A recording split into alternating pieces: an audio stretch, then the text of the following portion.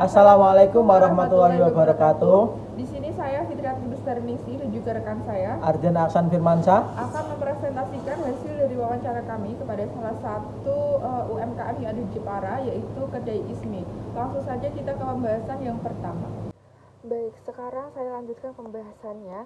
Yang pertama yaitu profil UMKM dari Kedai Ismi. Kedai Ismi didirikan pada tanggal 11 Februari 2018, bergerak di bidang kuliner atau makanan atau food and beverage, yang sekarang bertempatkan di Jalan Ahmad Yani nomor 8 Pengkol, Kecamatan Jepara, Kabupaten Jepara, Jawa Tengah. Kedai Ismi didirikan oleh Ismi Arniawati sebagai founder dan juga CEO dari Kedai Ismi itu sendiri. Beliau merupakan lulusan dari Universitas Diponegoro tahun 2011, yaitu S1 Kesehatan Masyarakat. Beliau sebelum mendirikan usaha Kedai Ismi, beliau bekerja di Bio Farma bulan Agustus sampai dengan Desember 2016, kemudian resign dan mengikuti resign karena beasiswa. Beasiswa tersebut adalah Wisely, di mana pertukaran pelajar yang bertemakan tentang kepemimpinan di USA, Amerika Serikat. Beliau juga mempunyai prestasi dalam bidang tersebut, dalam program tersebut. Yang pertama yaitu Indonesia Country Lead for Wisely Women Leadership Academic 2020, dan juga ada Award Wisely Academic Fellowship on Social Entrepreneurship Program USA. Selanjutnya kita masuk ke pembahasan dari struktur organisasi. Struktur organisasi dari Kedai Ismi terdiri dari 1 pemilik dan 4 karyawan, yang mana 4 karyawan tersebut bertanggung jawab langsung kepada pemiliknya Kedai Ismi, yaitu Ismi Arniawati. Masing-masing tugas dari karyawan tersebut, yang pertama yaitu koordinator bahan stok atau bagian yang mengecek kebutuhan stoknya. Kemudian yang kedua yaitu koordinator sumber daya manusia, yang ketiga yaitu koordinator inovasi produk, yang terakhir yaitu koordinator konten kreatif. Selanjutnya kita masuk ke pembahasan intinya, yaitu analisis 4P yang kami gunakan, yaitu product, price, promotion, dan juga place. Yang pertama dan kedua kami rangkum menjadi satu, yaitu produk dan price. Ada 5 produk utama yang dikeluarkan oleh Kedai Ismi. Yang pertama yaitu Hochizi. Hochizi ini merupakan olahan ayam pedas dengan saus keju dan juga ada saladnya. Ayam pedas ini populer di Korea Selatan, namun kini sudah kita bisa nikmati di Jepara. Hochizi ini merupakan produk pertama yang dikeluarkan Kedai Ismi yang disambut baik oleh masyarakat sekitar. Dengan harga 17.000 kita sudah mendapatkan 1 porsi ayam dan juga sudah termasuk dengan nasi. Untuk menu minumannya dijual terpisah. Selanjutnya, selang 3 minggu kemudian setelah dikeluarkannya produk Hochizi ini, Kedai Ismi mengeluarkan 2 produk sekaligus, yaitu yang pertama black pepper, sama dengan Hochizi, namun bedanya ada di saus keju dan juga salad yang menemaninya. Dengan harga 17.000 kita sudah mendapatkan olahan ayam tersebut dan juga nasi. Yang ketiga yaitu ada shikatsu namanya. Shikatsu ini merupakan ayam katsu, yang mana ayam katsu tersebut adalah makanan khas dari Jepang. Shikatsu ini di Kedai Ismi diolah dengan saus barbecue, ditaburin saus barbecue, kemudian diberi salad sayur yang ada sausnya dan juga mayonesnya. Dengan harga 22.000 kita sudah mendapatkan 1 porsi ayam tersebut dan juga sudah termasuk dengan nasi. Selanjutnya yaitu ada menu keempat dan kelima, yang mana menu ini dilahirkan atau dikeluarkan selang 1 bulan kemudian dari menu ketiga dan keempat. Ke menu keempat ini ada namanya salted egg atau olahan ayam yang dilumuri dengan saus telur asin, yang mana menu ini diperuntukkan bagi konsumen yang tidak terlalu suka dengan saus pedas gitu ya. Dengan harga 23.000 kita sudah bisa mendapatkan 1 olahan ayam telur asin tersebut yang namanya salted egg tadi, dengan 1 porsi nasi. Produk terakhir yang dikeluarkan secara bertahap oleh kedai Ismi, yaitu chicken platter, yang mana chicken platter ini pengganti karbohidrat yang ada di nasi. Jadi chicken platter ini diperuntukkan bagi konsumen yang tidak terlalu suka dengan nasi atau yang mengurangi karbohidrat yang ada di nasi. Jadi nasi tersebut digantikan dengan jagung dan juga kentang. Gak lupa pula ada tambahan saus kejunya. Selanjutnya yaitu ada produk snack, yang mana di sini kami hanya mempresentasikan 3 produk, yang mana tiga produk ini yang laris di penjualan kedai Ismi. Yang pertama yaitu ada corn dog, di mana corn dog ini merupakan makanan khas Korea juga, yang berisikan dengan sosis dan juga keju mozzarella yang dibalut dengan tepung khusus gitu ya. Kemudian ditaburin dengan tepung roti atau tepung panir, kemudian digoreng dan jadilah kondok ini, dan disajikan dengan saus dan juga mayones. Dengan harga 17.000 kita sudah mendapatkan satu porsi kondok ini, yang mana satu porsi tersebut cuma satu tusuk. Yang kedua yaitu ada dimsum ayam. Dimsum ayam ini olahan ayam juga, dengan berbagai tepung dan juga bumbu-bumbu, kemudian di blender menjadi satu. Setelah menjadi adonan tersebut dimasukkan ke kulit pangsit, kemudian ditaburin sama wortel, kemudian dikukus, jadilah dimsum tersebut. Sebenarnya ini sama seperti siomay, cuman ini namanya dimsum gitu. Dimsum ayam ini dibanderol dengan harga Rp20.000 dengan isi satu porsinya 6 dimsum. Yang terakhir yaitu ada kentang goreng. Kentang goreng ini banyak ditemui di warung-warung atau restoran lainnya ya, kedai-kedai lainnya. Dengan harga 12.000 kita sudah mendapatkan satu kentang goreng. Untuk selanjutnya yaitu promosi, akan dijelaskan oleh rekan saya Ardian. Di sini kedai Ismi memiliki media promosi, yaitu hanya dengan Instagram. Di Instagram, Ismi membagikan berbagai diskon yang menarik untuk menarik daya minat customer. Kedai Ismi juga menggunakan endorsement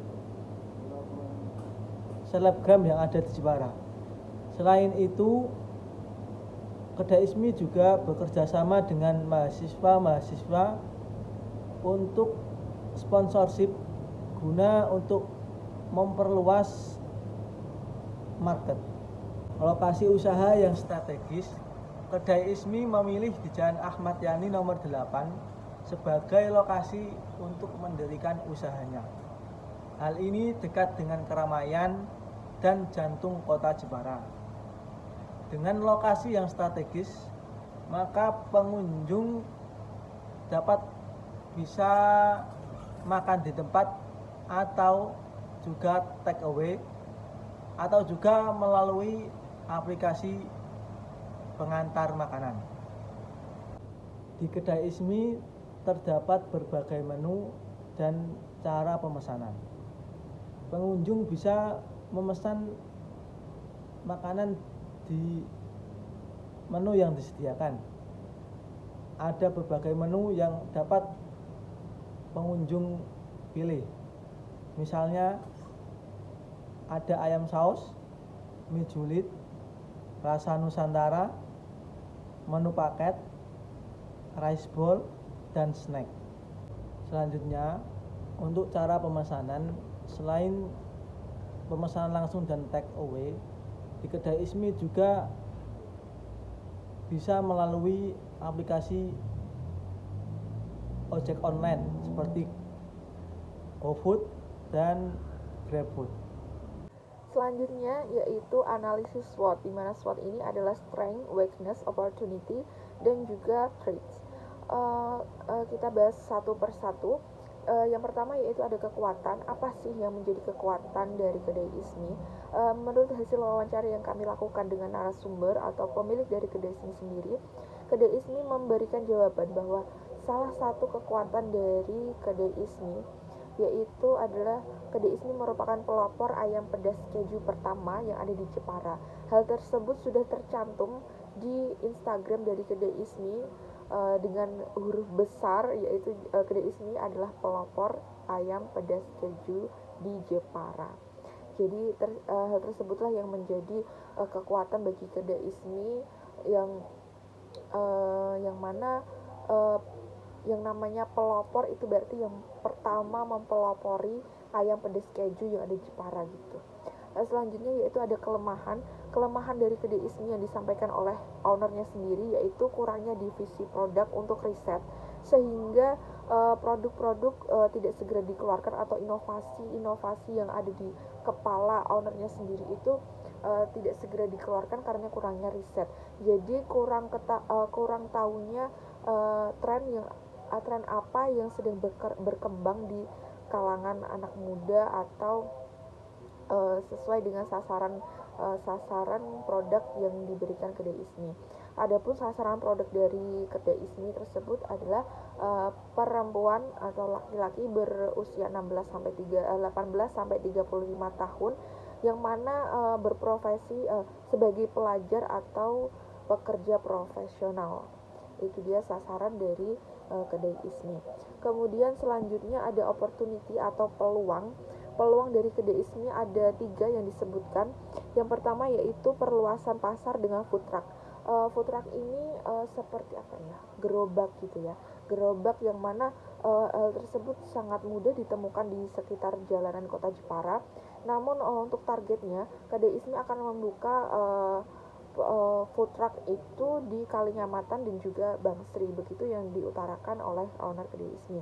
Kemudian ke peluang yang kedua yaitu jangkauan pasar untuk anak-anak TK dan juga SD sebagai paket ulang tahun. Jadi kedai ISMI sendiri tidak hanya membuka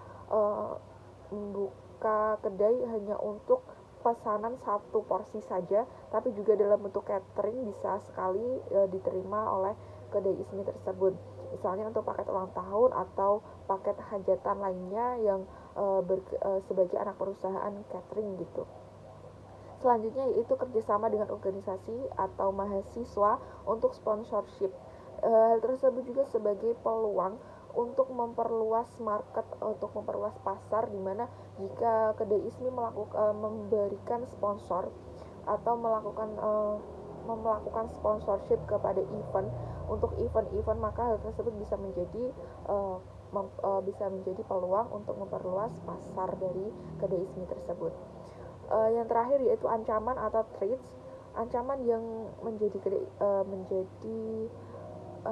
ketakutan atau ancaman bagi kedai ISMI.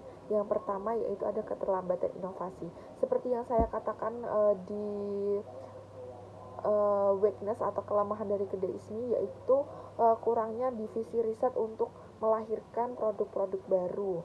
Seperti itu. Keterlambatan inovasi juga menjadikan ancaman bagi kedai ISMI apabila jika kedai lain atau restoran lain yang mungkin sama dengan visi dan misi dari kedai ISMI, tapi restoran tersebut memiliki inovasi-inovasi yang terus bermunculan dan segera terrealisasikan karena sudah melakukan riset pasar. Hal itu menjadi kelemahan bagi kedai ISMI. Selanjutnya itu manajemen people yang tidak bagus. Manajemen people yang tidak bagus juga sangat berpengaruh bagi usaha-usaha UMKM seperti kedai ISMI dan UMKM lainnya. Dimana apabila ada kedai lain, sama seperti contoh yang pertama, apabila ada kedai lain memberikan manajemen people yang bagus, memberdayakan karyawan dengan baik, maka itu bisa menjadi warning sendiri untuk kedai ISMI. Selanjutnya yaitu kurangnya riset dan pengembangan bisnis, sama seperti yang nomor 1, riset dan inovasi itu sama, karena kurangnya riset pasar tersebut menyebabkan inovasi produk terbaru tidak segera untuk direalisasikan. Yang terakhir yaitu tidak mampu menciptakan produk unggulan yang membuat pelanggan enggan kembali. Jadi maksudnya seperti ini. Dilihat dari kacamata kita sebagai konsumen, apabila ada produk A dan produk B, yang satu terus mengeluarkan inovasi terbaru, yang satu tetap seperti itu aja. Seperti yang produk yang ini kita udah nyoba nih, yang produk pertama, produk kedua, ketiga, keempat, kelima, dan seterusnya kita udah nyoba. Tapi setelah produk kelima itu kita udah nyoba semua, tapi ternyata tidak ada inovasi terbaru, sedangkan yang perusahaan ini atau kedai ini terus terus mengeluarkan inovasi terbaru, kreativitas terbaru, produk terbaru dengan cepat, maka kita sebagai konsumen akan memilih produk ini. Nggak jarang juga kita sebagai konsumen juga tetap memilih ini karena kualitas dan rasanya yang khas itu. Nah, karena saya sendiri sebagai konsumen akan memilih produk ini karena kita sebagai konsumen juga ingin mencoba produk-produk baru atau rasa baru, barangkali ada yang lebih enak nih dari ini, seperti itu. Jadi ketika kedai ismi tidak melakukan inovasi atau tidak mengeluarkan inovasi terbaru, produk terbaru, maka dipastikan kedai ismi ini akan stuck di situ aja atau berhenti di situ aja dengan menu yang seperti itu saja. Walaupun kedai ismi ini merupakan pelopor ayam pedas keju dengan signature-nya sendiri, dengan rasa yang khas dan kualitas yang bagus, tapi sayang sekali jika tidak ada inovasi terbarunya atau produk yang diluncurkan dengan lebih baik lagi, seperti itu.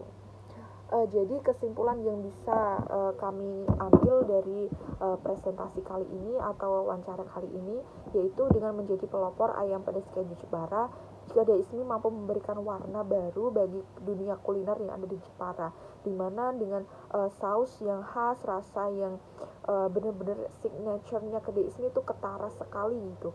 Jadi bisa membuat pelanggan, oh ya kalau aku mau mau ayam pedas manis nih, mau ayam pedas dengan saus keju nih, pasti mikirnya oh ya kedai ismi aja deh gitu. Juga yang menarik bagi kami yaitu visi misi dari kedai ismi sendiri, yaitu menjadi bisnis yang berprofit tinggi dengan unit usaha catering sebagai anak perusahaan, peduli terhadap kesejahteraan pekerja, serta menjadi inspirasi bisnis yang memiliki dampak positif bagi masyarakat dan lingkungan.